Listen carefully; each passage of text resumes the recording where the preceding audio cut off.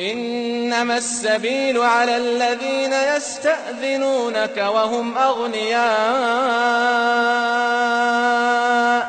رضوا بأن يكونوا مع الخوالف وطبع الله على قلوبهم فهم لا يعلمون يعتذرون إليكم إذا رجعتم إليهم قل لا تعتذروا لن نؤمن لكم قد نبأنا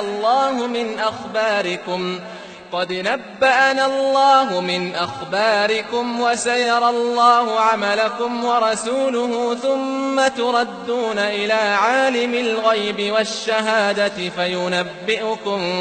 بما كنتم تعملون سيحلفون بالله لكم إذا